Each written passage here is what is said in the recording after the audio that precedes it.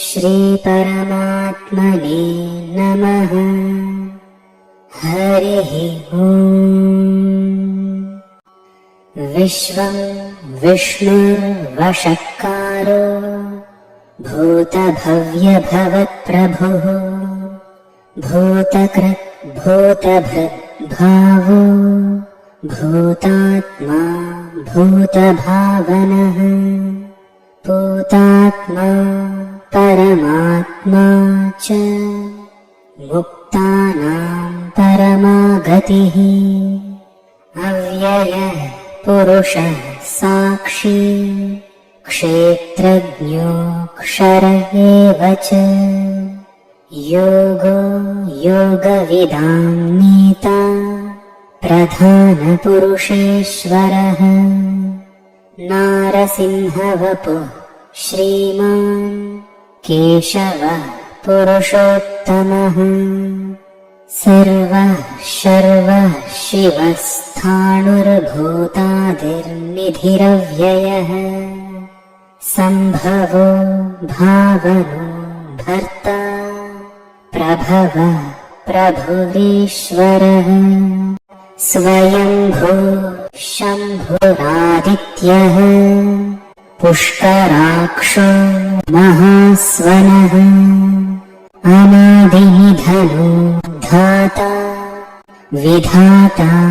धातुरुत्तमः अप्रमेयो ऋषिकेशः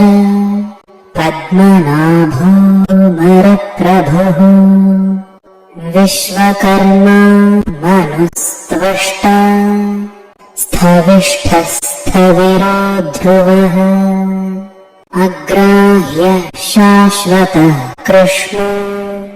लोहिताक्षः प्रतर्दनः प्रभूतस्त्रिककुब्धाम पवित्रं मङ्गलं परम् ईशानः प्राणदः प्राणो ज्येष्ठः श्रेष्ठः प्रजापतिः हिरण्यगर्भो भूगर्भो माधवो मधुसूदनः ईश्वरो विक्रमी धन्वी मेधावी विक्रमः क्रमः अनुत्तमो दुराधर्षः कृतज्ञः कृतिरात्मवान् सुरेशः शरणं शर्म विश्वरेताः प्रजाभवः अहः संवत्सरो व्यालः प्रत्ययः सर्वदर्शनः अजः सर्वेश्वरः सिद्धः सिद्धिः सर्वाधिरच्युतः वृषा कपिरमेयात्मा सर्वयोगविनिसृतः वसुर्वसुमनाः सत्यः समात्मा सम्मितः समः अमोघः पुण्डरीकाक्षो वृषकर्मा वृषाकृतिः रुद्रो बहुशिरा बभ्रुर्विश्वयोनिः शुचिश्रवाः अमृतः शाश्वतस्थाणुर्वरारोहो महातपाः सर्वगः सर्वविद्भानुर्विश्वक्सेनो जनार्दनः वेदो वेदविदव्यङ्गो वेदाङ्गो वेदवित्कविः लोकाध्यक्षः सुराध्यक्षो धर्माध्यक्षः कृताकृतः चतुरात्मा चतुर्व्यूहश्चतुर्दंष्ट्रश्चतुर्भुजः भ्राजिष्णुर्भोजनं भोक्ता सहिष्णुर्जगदाधिजः अनघो विजयो जेता विश्वयोनिः पुनर्वसुः उपेन्द्रो वामनः प्रां शुरांशुरमोघः शुचिरूर्जितः अतीन्द्रः सङ्ग्रहः सर्गो धृतात्मा नियमो यमः वेद्यो वैद्यः सदा योगी वीरः माधवो मधुः अतीन्द्रियो महामायो महोत्साहो महाबलः महाबुद्धिर्महावीर्यो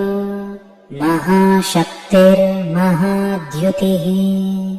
अनिर्देश्यवपुः श्रीमान् अमेयात्मा महाद्रिधृक् महेश्वासो महीभर्ता श्रीनिवासः सतां गतिः अनिरुद्धः सुरानन्दो गोविन्दो गोविदान्पतिः मरीचिर्दमनो हंसः सुपर्णो भुजगोत्तमः हिरण्यनाभः सुतपाः पद्मनाभः प्रजापतिः अमृत्युः सर्वदृक् सिंहः सङ्घाता सन्धिमान् स्थिरः आजो दुर्मर्षणः शास्ता विश्रुतात्मा सुरारिः गुरुर्गुरुतमो धाम सत्यः सत्यपराक्रमः निमिषो निमिषस्रग्वी वाचस्पतिरुदारधीः अग्रणीर्ग्रामणीः श्रीमान् न्यायो नेता समीरणः सहस्रमूर्धा विश्वात्मा सहस्राक्षः सहस्रपात् आवर्तनो निवृत्तात्मा संवृतः सम्प्रमर्दनः अहः संवर्तको वह्निरनिलो धरणीधरः सुप्रसादः प्रसन्नात्मा विश्वधृक् विश्वभुग्विभुः सत्कर्ता सत्कृतः साधुर्जह्नुर्नारायणो नरः असङ्ख्येयो प्रमेयात्मा विशिष्टः शिष्टकृच्छुचिः सिद्धार्थः सिद्धसङ्कल्पः सिद्धिदः सिद्धिसाधनः वृषाहि वृषभो विष्णुर्वृषपर्वा वृषोदरः वर्धनो वर्धमानश्च विविक्तः श्रुतिसागरः सुभुजो दुर्धरो वाग्मी महेन्द्रो वसुदो वसुः नैकरूपो बृहद्रूपः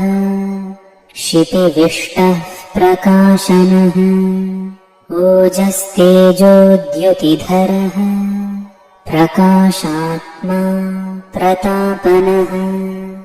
ऋद्धः स्पष्टाक्षरो मन्त्रश्चन्द्रांशुर्भास्करद्युतिः अमृतांशोद्भवो भानुः शशबिन्दुः सुरेश्वरः औषधं जगतः सेतुः सत्यधर्मपराक्रमः भूतभव्यभवन्नाथः पवनः पावनो नलः कामः कामकृत् कान्तः कामः कामप्रदः प्रभुः युगादिकृद्युगावर्तो नैकमायो महाशनः अदृश्यो व्यक्तरूपश्च सहस्रजिदनन्तजित् इष्टो विशिष्टः शिष्टेष्टः शिखण्डी नहुषो वृषः क्रोधः क्रोधकृत् कर्ता विश्वबाहुर्महीधरः अच्युतः प्रथितः प्राणः प्राणदो वासवानुजः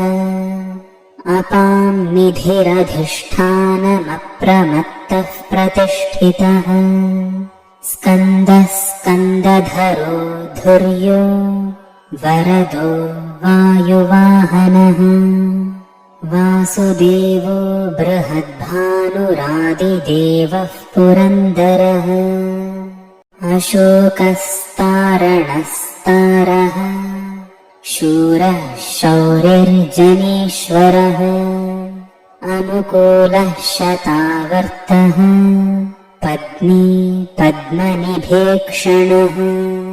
पद्मनाभोरविन्दाक्षः पद्मगर्भः शरीरभृत् महर्धिर्वृद्धो वृद्धात्मा महाक्षो गरुडध्वजः अतुलः शरभो भीमः समयज्ञो हविर्हरिः सर्वलक्षणलक्षण्यो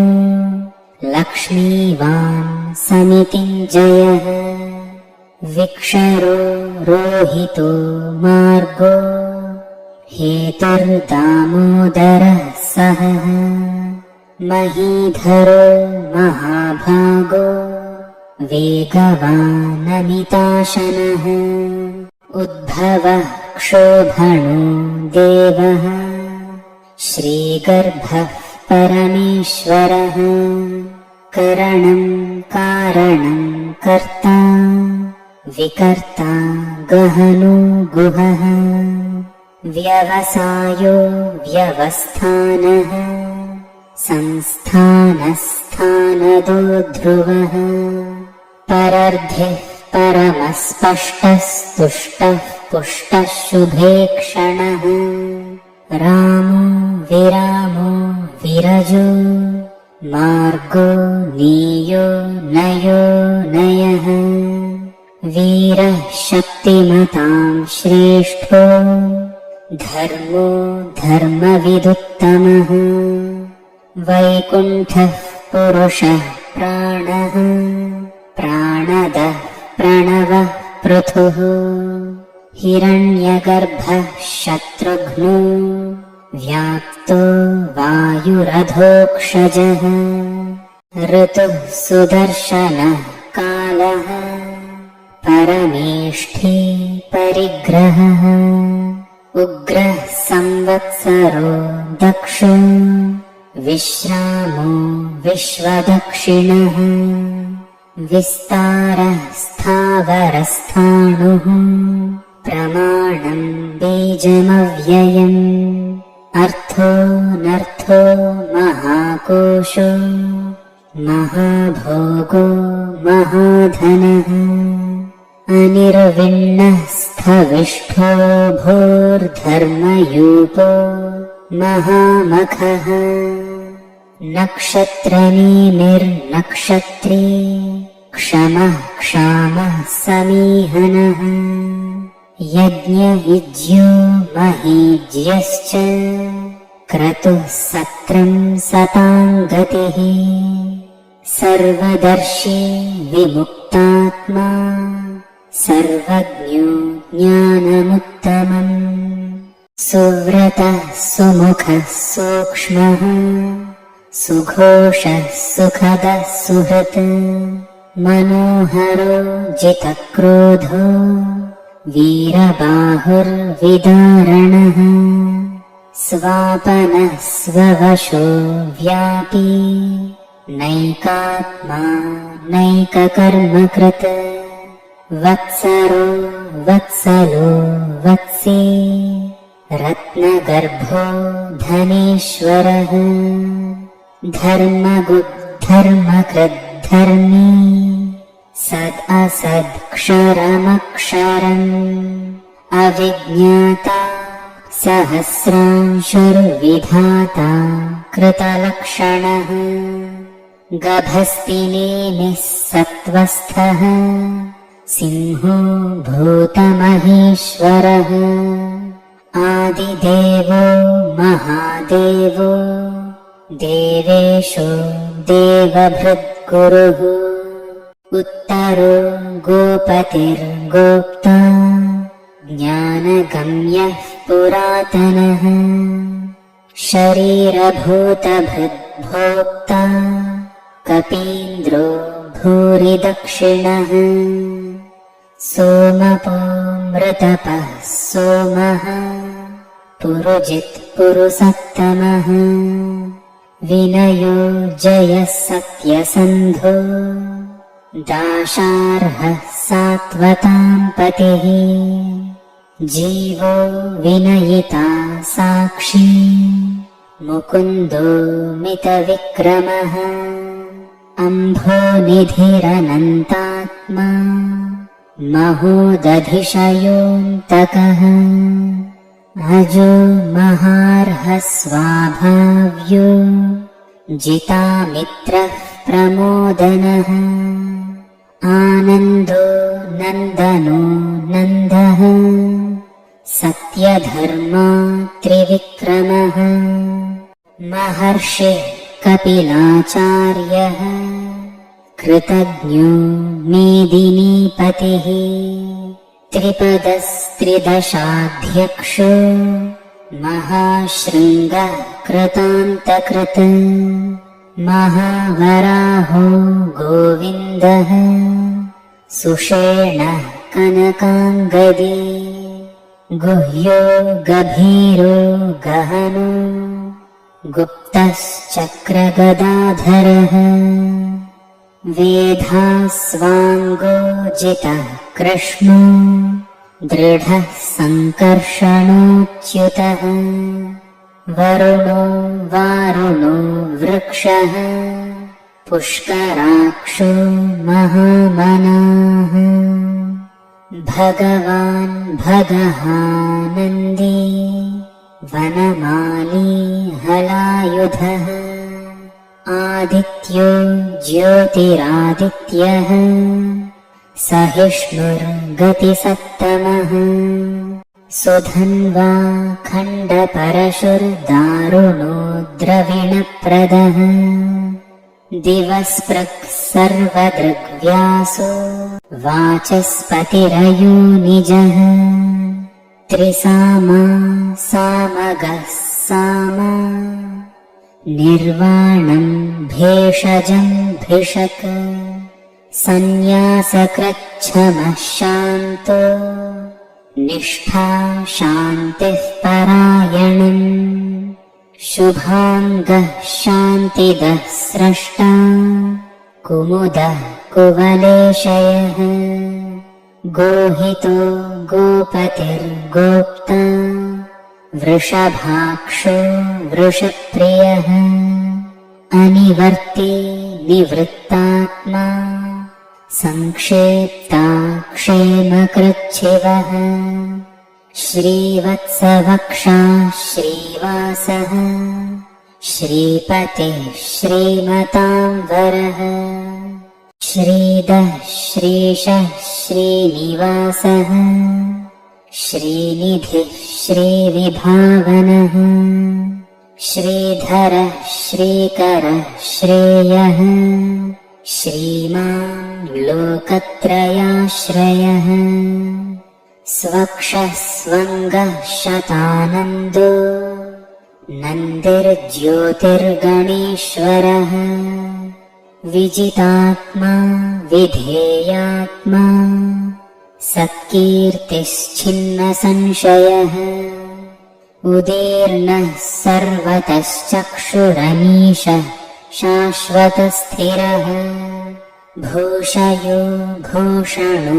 भूतिर्विशोक शोकनाशनः अर्चिष्मानर्चितः कुम्भो विशुद्धात्मा विशोधनः अनिरुद्धो प्रतिरथः प्रद्युम्नो मितविक्रमः कालनेमिनिहा वीरः शौरिः शूरजनेश्वरः त्रिलोकात्मा त्रिलोकेशः केशवः केशिहा हरिः कामदेवः कामपालः कामी कान्तः कृतागमः अनिर्देश्य वपुर्विष्णुर्वीरोऽनन्तो धनञ्जयः ब्रह्मण्यो ब्रह्मकृद् ब्रह्मा ब्रह्म ब्रह्मविवर्धनः ब्रह्मविद् ब्राह्मणो ब्रह्मी ब्रह्मज्ञो ब्राह्मणप्रियः महाक्रमो महाकर्मा महातेजा महोरगः महाक्रतुर्महायज्वा महायज्ञो महाहविः स्तव्यः स्तवप्रियस्तोत्रम् स्तुतिः स्तोतारणप्रियः पूर्णः पूरयिता पुण्यः पुण्यकीर्तिरनामयः मनोजवस्तीर्थकरो वसुरेता वसुप्रदः वसुप्रदो वासुदेवो वसुर्वसुमना हविः सद्गतिः सत्कृतिः सत्ता सद्भूतिः सत्परायणः शूरसेनो यदुश्रेष्ठः सन्निवासः सुयामुनः भूतावासो वासुदेवः सर्वासुनिलयो नलः दर्पः दर्पदो दृप्तो दुर्धरोऽथापराजितः विश्वमूर्तिर्महामूर्तिर्दीप्तमूर्तिरमूर्तिमान् अनेकमूर्तिरव्यक्तः शतमूर्तिः शताननः एको नैकः स वः कः किम् यत्तत्पदमनुत्तमम् लोकबन्धुर्लोकनाथो माधवो भक्तवत्सलः सुवर्णवर्णो हेमाङ्गो वराङ्गश्चन्दनाङ्गदी वीरः विषमः शून्यो घृताशीरचलश्चलः अमानी मानदो मान्यो लोकस्वामी त्रिलोकधृक् सुमेधा मेधजो धन्यः सत्यमेधा धराधरः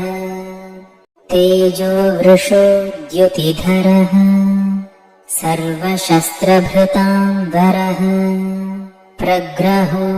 निग्रहो व्यग्रो नैकशृङ्गो गदाग्रजः चतुर्मूर्तिश्चतुर्बाहुश्चतुर्व्यूहश्चतुर्गतिः चतुरात्मा चतुर्भावश्चतुर्वेदविदेकपात् उद्भवः सुन्दरः सुन्दो रत्ननाभः सुलोचनः अर्को वाजसनः शृङ्गी जयन्तः सर्वविज्जयी सुवर्णबिन्दुरक्षोभ्यः सर्ववागीश्वरेश्वरः महाह्रदो महागर्तो महाभूतो महानिधिः सहस्रार्चिः सप्तजिह्वः सप्तैधा सप्तवाहनः अमूर्तिरनघो चिन्त्यो भयकृद्भयनाशनः अणुर्बृहत् कृशः स्थूलो गुणभृन्निर्गुणो महान् अधृतः स्वधृतः स्वास्यः प्राग्वंशो वंशवर्धनः सहस्रार्चिः सप्तजिह्वः सप्तैधा सप्तवाहनः अमूर्तिरनघोचिन्त्यो भयकृद्भयनाशनः अणुर्बृहत् कृशः स्थूलो गुणभृन्निर्गुणो महान् अधृतः स्वधृतः स्वास्यः प्राग्वंशो वंशवर्धनः भारभृत् कथितो योगी योगीशः सर्वकामदः आश्रमः श्रमणः क्षामः सुपर्णो वायुवाहनः धनुर्धरो धनुर्वेदो दण्डो दमयिता दमः अपराजितः सर्वसः नियन्ता नियमो यमः सत्त्ववान् सात्विकः सत्यः सत्यधर्मपरायणः अभिप्रायः प्रियार्होर्हः प्रियकृत् प्रीतिवर्धनः विहाय स गतिर्ज्योतिः सुरुचिर्हुतभुग्विभुः रविर्विरोचनः सूर्यः सविता रविलोचनः अनन्तो हुतभुग्भोक्ता सुखदो नैकजोऽग्रजः अनिर्विण्णः सदामर्षि लोकाधिष्ठानमद्भुतः सनातनतमः कपिलः कपिरव्ययः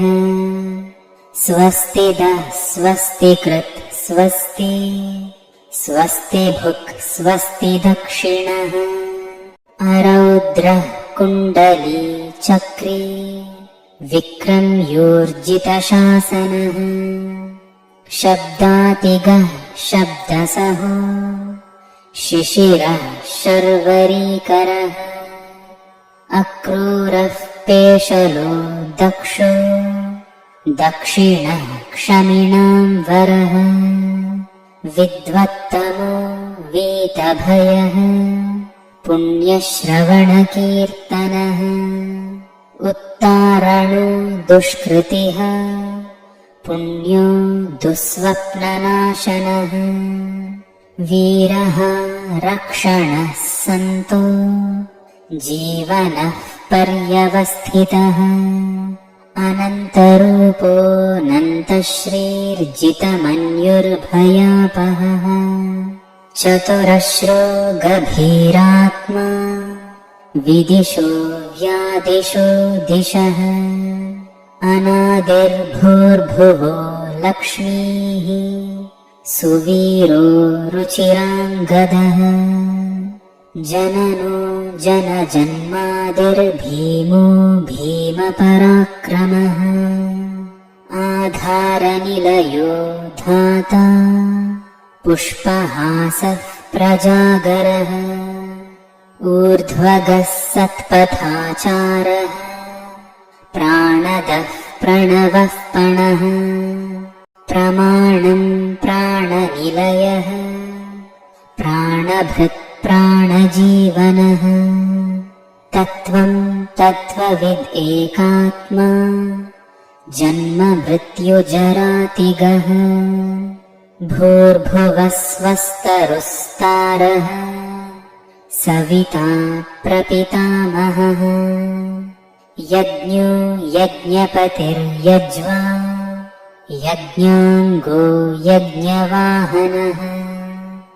यज्ञभृद्यज्ञकृद्यज्ञी यज्ञभुग्यज्ञसाधनः यज्ञान्तकृद्यज्ञगुह्यम् अन्नमन्नाद एव च आत्मयोनिः स्वयं जातो वैखानः सामगायनः देवकीनन्दनः स्रष्टा क्षितीशः पापनाशनः शङ्खभृन्नन्दकी चक्रे शार्ङ्गधन्वा गदाधरः रथाङ्गपाणिरक्षोभ्यः सर्वप्रहरणायुधः वनमाली गदेशार्ङ्गी शङ्खी चक्री च नन्दकी श्रीमान्नारायणो विष्णुर्वासुदेवोऽभिरक्षतु। ॐ श्रीपरमात्मने नमः।